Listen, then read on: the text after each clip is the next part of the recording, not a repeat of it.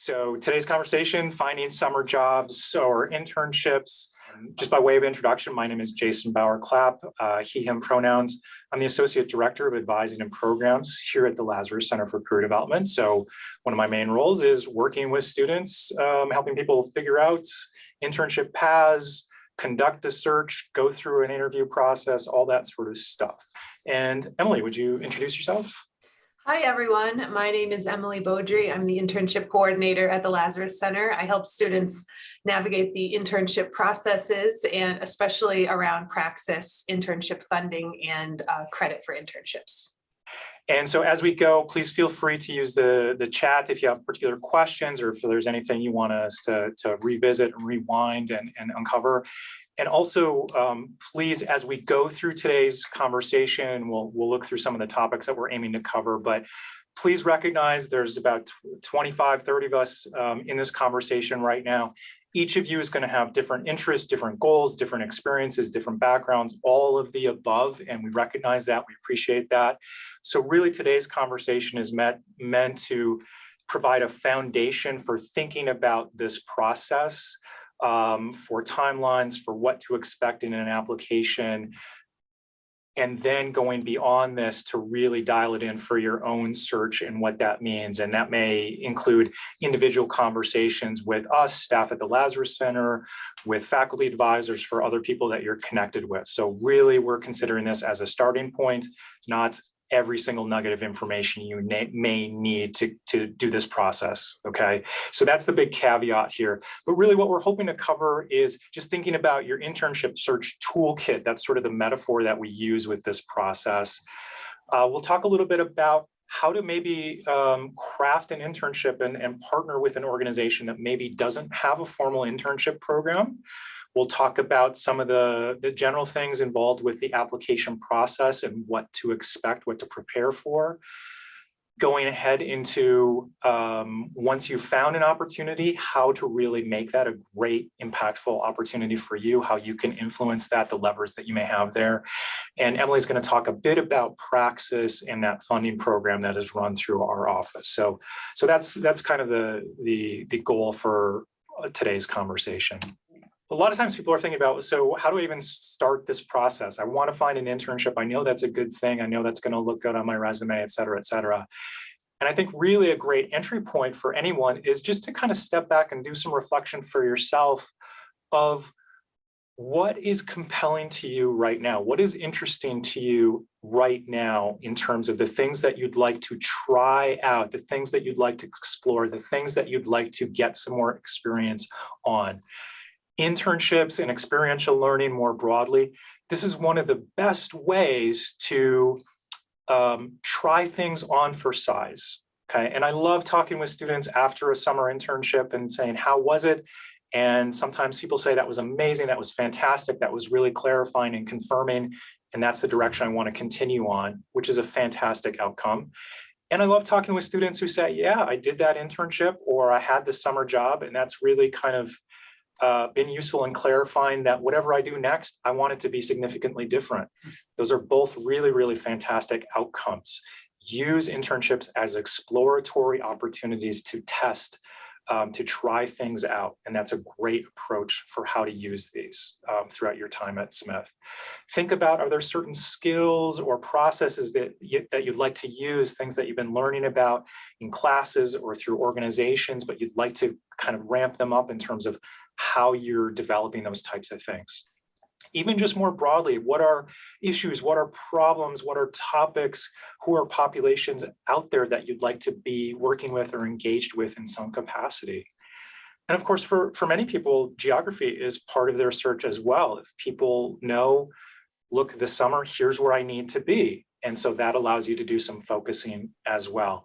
These are all really good guiding questions to help make a process that can feel quite overwhelming, maybe just to put some boundaries or to put some frames on this process for yourself. We get a lot of questions about the timing for this. When do I start looking? When are the internships out there?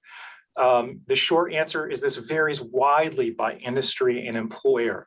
As an example, we see some employers and some industries who started recruiting for summer 2022 interns in August or September. Okay, they may be through that process. There may be other organizations that might not even really be thinking about hiring summer interns until February. Okay, so there's no one size fits all for this. It really does vary. So how to actually put that into practice for yourselves, one of the first things I would say is it's really never too early to start getting some application materials kind of almost ready to go. And we'll talk more about that in just a moment, but getting yourself ready rather than waiting for a particular date to start. Just kind of historically for reference, the highest number of internship postings that we receive from employers tends to be December, January, February. Okay, so that tends to be the period of time when most employers across industries, nonprofit, for-profit, tend to be the kind of the prime time, the peak time for organizations to say, we have these postings, we want to share them with students. And so oftentimes what that means is this tends to be kind of starting right now and over the next couple months, tends to be really, really key prime time for students to be applying to opportunities and to really be deeply engaging in their search. And so with that, I think one just great rule of thumb or best practice is to make an internship search or your search for summer opportunities, build it into your weekly schedule, integrate it into your weekly activities. And if all you really can feasibly commit yourself to is 20 minutes once a week, fine. Commit yourself to that time, preserve that time, and use it for this activity. Consistency of searching and applications is the best way to approach this. And even if you find that you're getting yourself into a fairly consistent pattern of applying to, even if it's just 2 or 3 applications per week on average, think about how that adds up over time, over a month, over 6 weeks.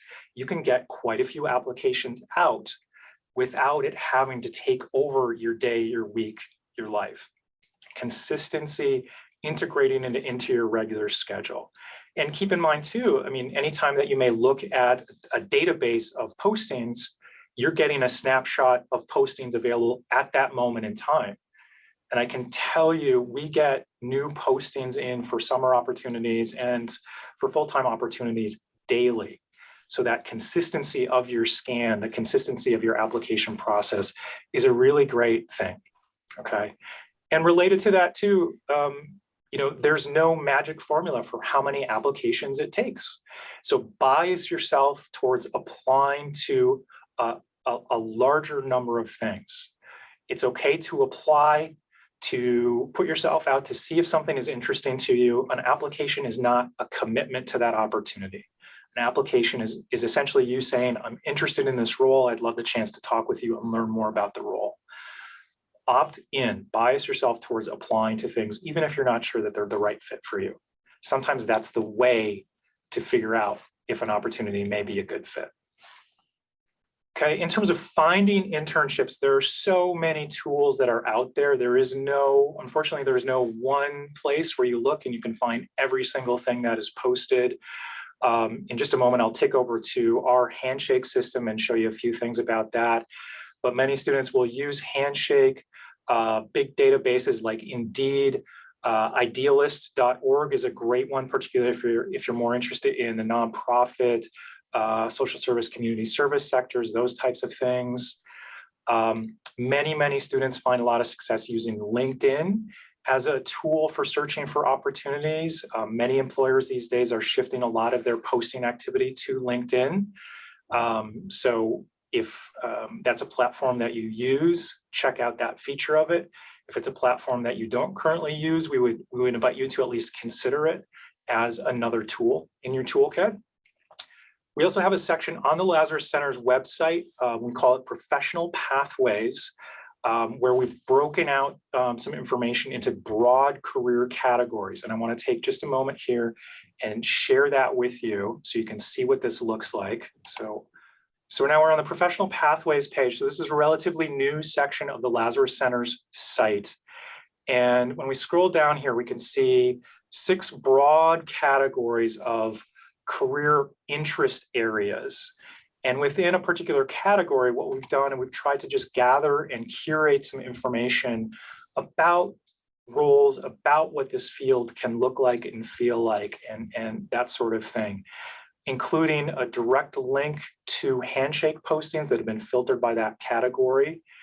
And then even some information on some subcategories here. So if I expand this particular feature of arts, what you'll see here is a curated list of some organizations, some professional associations, some resources that we as a staff have learned about, maybe that faculty or alumni have shared with us, kind of starting places for people who may be interested in this field or in this topic. Not all are necessarily databases of internship postings, but maybe more background about the field, about what it's all about, connecting places for people who do this kind of work, which may give you good background information for conducting a search, who's on the playing field, so to speak. Okay, so I hope that makes sense as one place to look for that. And again, that's called the Professional Pathways section of our website.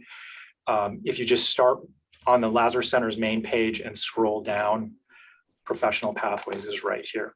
And here we go. This is Handshake.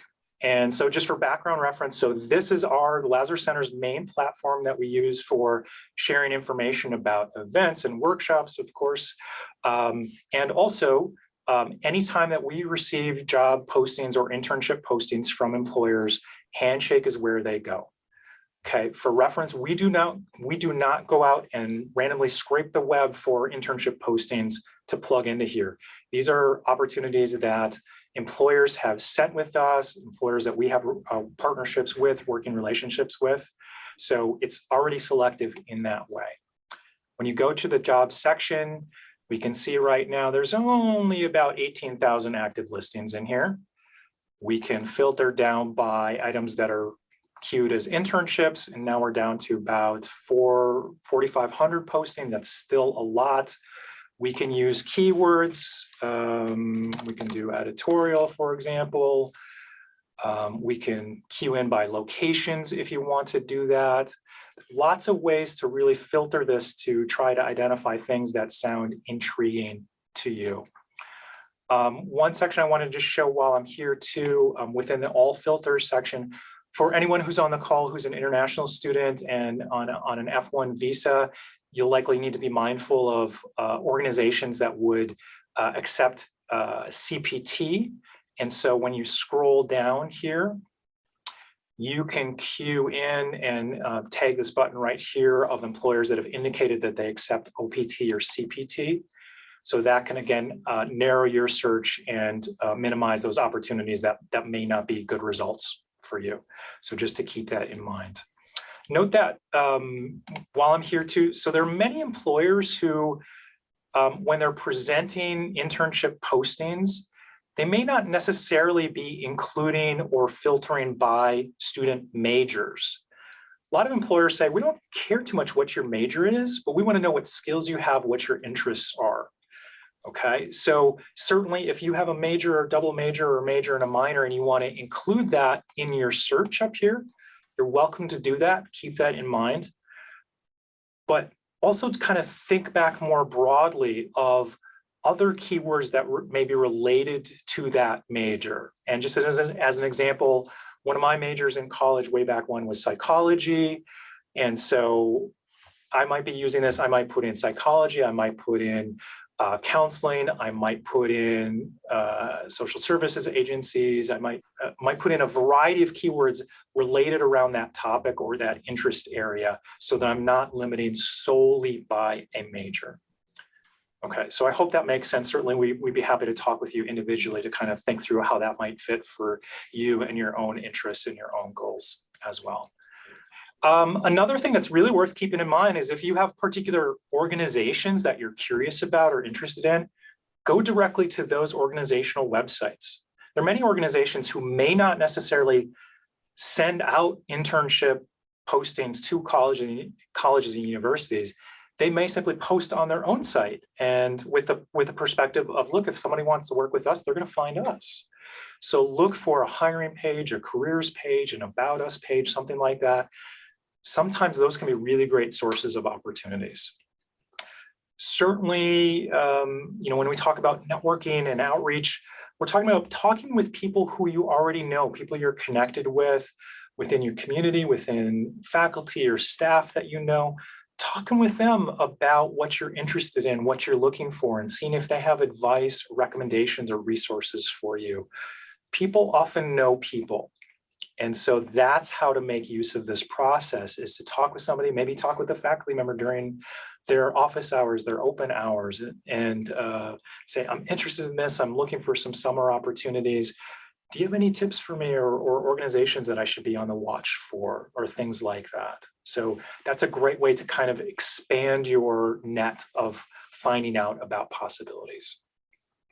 And then this last piece on this page is, and certainly we've talked with students in the past who have had success with this, particularly with smaller organizations that may not necessarily have created a formal, structured internship program, but sometimes small organizations may be more than happy to host a college student for an internship if you ask. And so if you find an organization, maybe it's a smaller organization, you do a little research, you do a little investigation online, they don't seem to have anything about internships, we would absolutely encourage you to send an email to that organization, a brief message, introducing yourself, talking about where you're studying, talking about how you know about this organization, and essentially saying, I'm curious if there may be any opportunity to come and work with you over the summer as an intern. Is this a conversation that we might be able to have? And there are ways to formalize that, and that's another thing. We'd be happy to talk with you one-on-one about how to shape that. But sometimes students have been in the right place at the right time, and an organization has said, yes, we'd love to talk to you. Maybe we can find something that's really kind of a mutual benefit for both of us here. So keep that in mind. Again, I'm talking about smaller organizations, a major, many thousand employee organization, international reach, all that sort of thing. That may not really be a good process for an organization like that. That's likely to have more of a structured, robust type of thing. But smaller organizations may have some capacity to do that. So do keep that in mind. It doesn't hurt to ask. This varies a bit by role, by employer, by industry, but in general, what to expect when you're applying for an internship or a summer opportunity is that organizations are going to want from you a resume, which is essentially a summary of what you've been doing academically, organizations that you've been involved with recently, whether they're campus or off-campus organizations, if you've been involved in research or volunteer work or other types of jobs, those types of things. For most students, one page is what employers are going to be expecting. They want you to summarize, they want you to curate, they don't need your entire history. But that's really what a resume is, a summary of up till now, what you've been up to, what you've been focusing on. As a current student, education is going to be your first content section. And then experiences, involvement, leadership, whatever that may be, can come after that. And also, most employers are going to expect or really value from applicants a cover letter. These are also sometimes known as a motivation letter.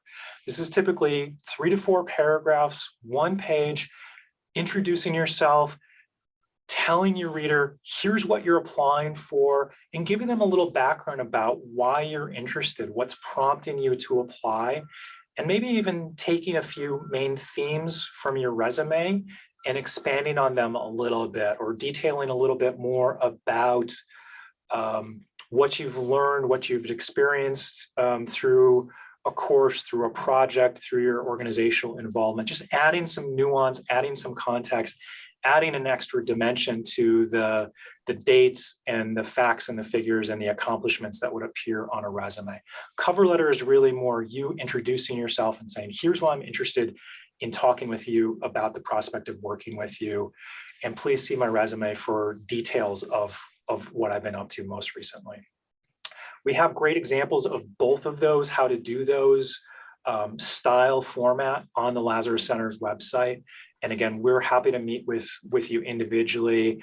Our peer advisors are great resources to support you in developing really strong, effective resumes and cover letters. And then there may be some other items that some organizations look for, like if somebody's looking at a communications or editorial or marketing role, they might be looking for a writing sample from you. Some employers may look for a list of a couple references, meaning just name and contact information of a few people that they could follow up with if they wanted to. It's not common, but some employers or roles may ask you for a transcript. And similar letters of recommendation. Those are not really common for most internships. They tend to be more focused on fellowships or graduate school applications, but these are other things that you may be asked for. And rule number one with any application is follow the instructions of the employer. Provide to them what they're asking you for. And if you come across a posting that you're interested in, that you want to take some action on and you're unclear about what they're asking or what they're asking for, again, please feel free to connect with us and maybe we can put our heads together and help you sort that out. Keep in mind too that applications are probably not going to get you hired. They're leading you to the conversation, so an interview. And this may be a conversation by phone, by Zoom, maybe in person if the geography works out where you're actually talking with someone. Maybe it's half an hour, maybe it's kind of a lengthier process where they learn more about you. Tell us about you, tell us about your strengths, tell us more about your experiences. So they can really get a sense of, would you be the right fit for them? And also, this is your opportunity in an interview to ask more questions of them and to learn more about them. You know, ideally, every interview that you go on, you're able to share with them information that helps them understand more about you and what you bring to the table, but also you're able to come out of that conversation feeling like you have more information, more data about, is this an opportunity, a good fit? Is this an opportunity that you would want to continue to explore should they want to go forward in the process? Okay. We do a lot of work with students in terms of interview practice and preparation. You can meet with an advisor to do what we call a mock interview, a practice interview. We have a number of interview resources on our website as well, just to learn about typical questions and how to approach those types of things. Interviews are one of those things where good practice and good feedback helps people feel more comfortable and more confident with how they present themselves. Okay, so again, we're here to support you with that process. Okay, with that, I'm going to hand over to Emily. Thank you, Jason. I think I would start by reiterating what Jason's saying about being in touch with the Lazarus Center and knowing that we support you through this whole process.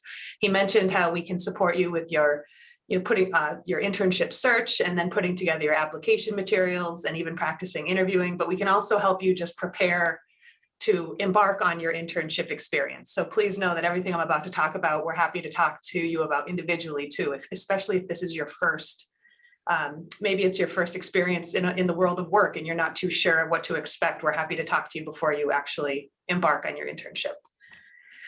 So talking a little bit about how to make sure you get the best experience you can out of your internship. First, make sure that you show up on day one and clarify any expectations and really understand the work culture you're about to experience. So maybe this means finding out what communication channels your colleagues and your supervisor prefer and making sure you're up to speed on how to use that, and making sure you have regular check-ins with your supervisor and having that open communication channel. And remember, an internship experience should be, you're not only performing work for the organization, but it should also be a learning experience for yourself. So that's a good chance at one of those first meetings with your supervisor to really talk about what you want to get out of this internship and what they need from you from the internship. And it's also important to introduce yourself to the rest of the group, not just the person who's going to be supervising you. In an in-person situation, this can be done just, you might walk by someone in the hall or see them at the water cooler and introduce yourself, learn more about what their roles are, how they interact, how they collaborate. This is sort of the beginning of growing that network. Every single person you meet is a new networking contact for you. This is a good time to think about your time management and your task management skills. Make sure you understand the work schedule and that you follow it and you're not late.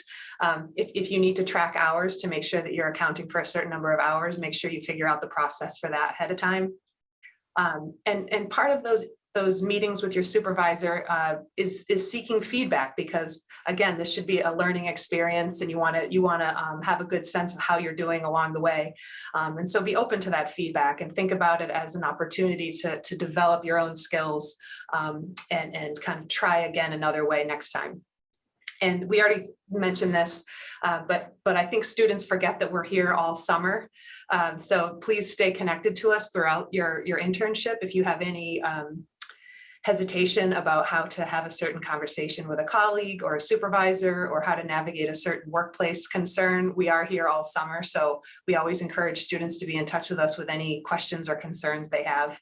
And maybe the most important step in this process, in my opinion, is that reflection after the fact.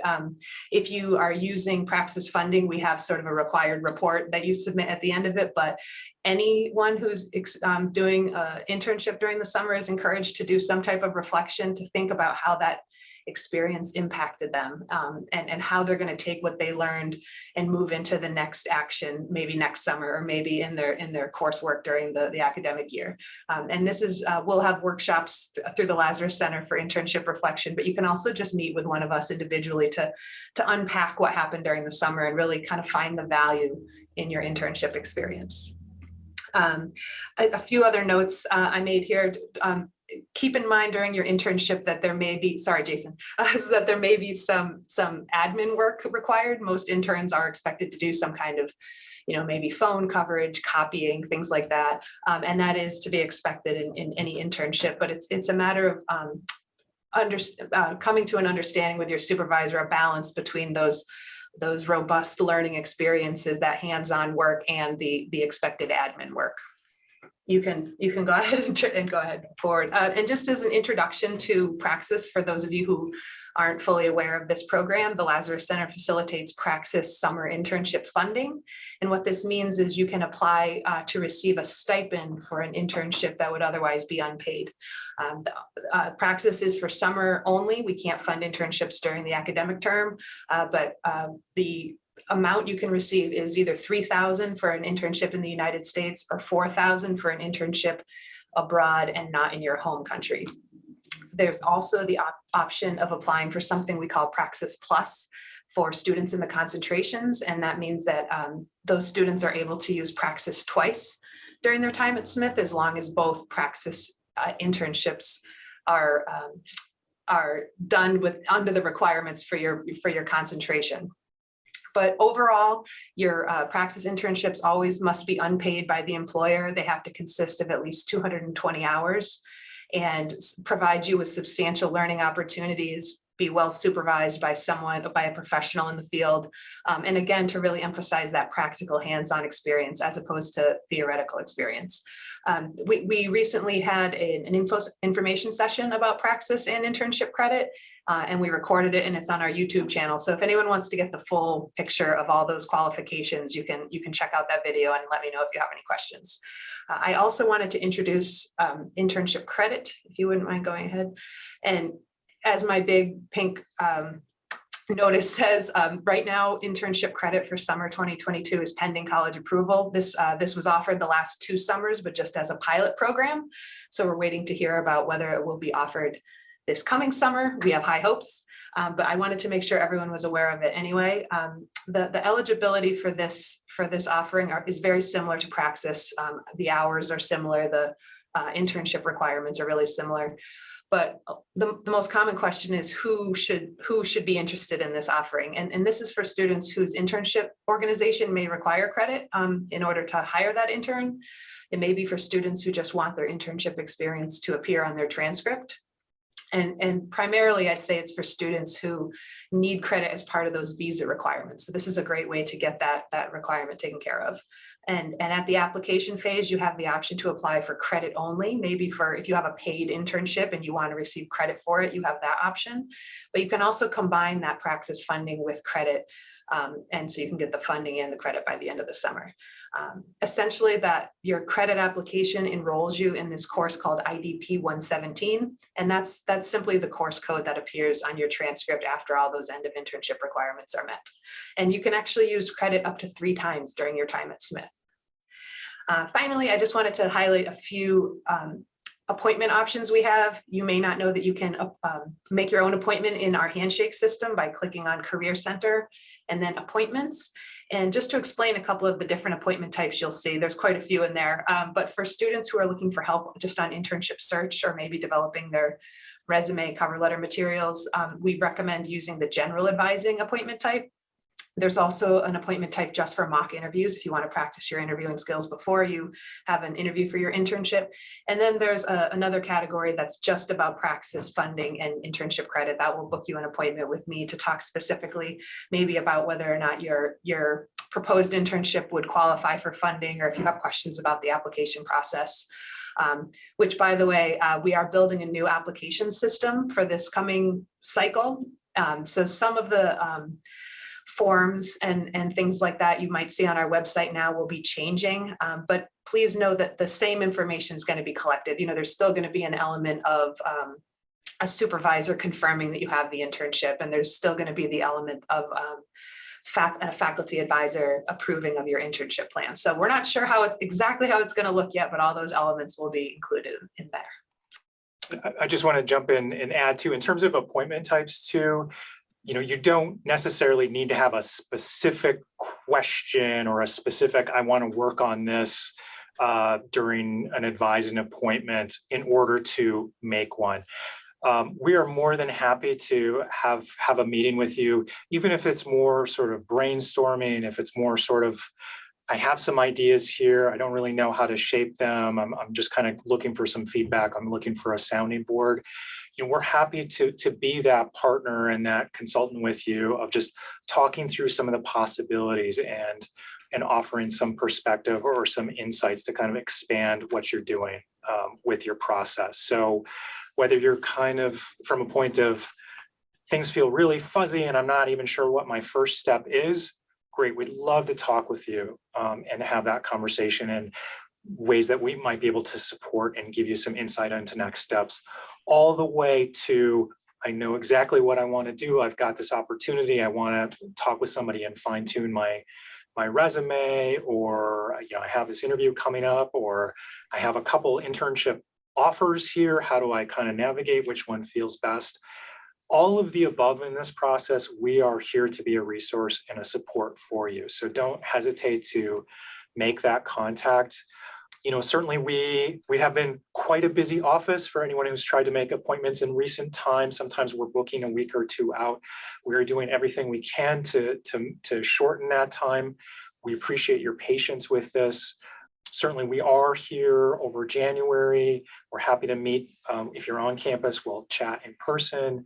If you're off campus and you want to set up a video or a phone chat, whatever's convenient for you, that's all good with this process here. So I just wanted to add that piece.